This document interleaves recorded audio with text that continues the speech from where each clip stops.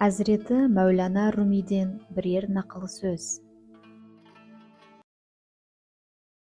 Сен есіңді жиып, бүкіл өміріңді бүгінгі күнің деп есепте. Сосын өзіңе өзің қарап көрші. Осы күніңді қандай құмарлықтардың артында жүріп өткізіп жатқан екенсің?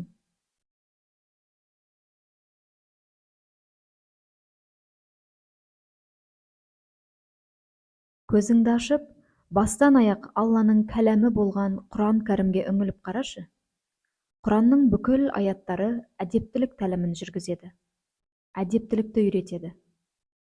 Ақылымнан иман деген не деп сұрадым. Сонда ақылым жүрегімнің құлағына иман әдептіліктен тұрады деп сыбырлады.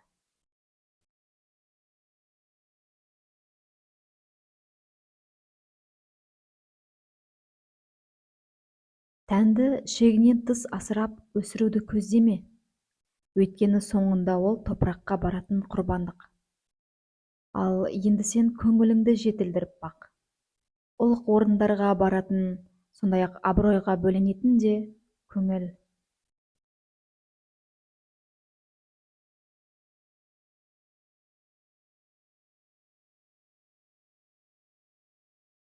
Кілемді сабалаушының мақсаты ұру емес, шаңын қағып тазалау.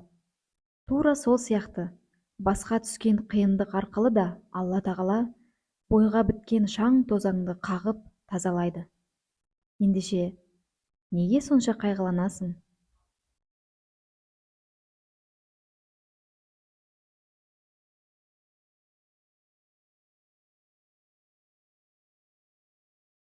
Шырақ болу оңай емес. Жарық шашу үшін әуелі жану керек.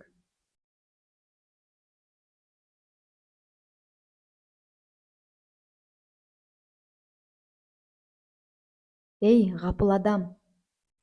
Тәкаппарлықтан, менмендіктен арылып, қажетсіз нәрселерді доғар.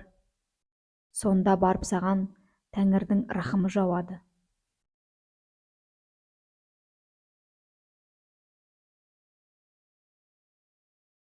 Надандардың қасында кітап секілді үнсіз бол.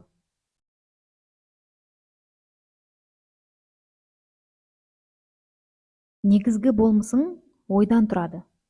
Қалғаны ет пен сүйек. Гүл ойласаң, гүлістансың.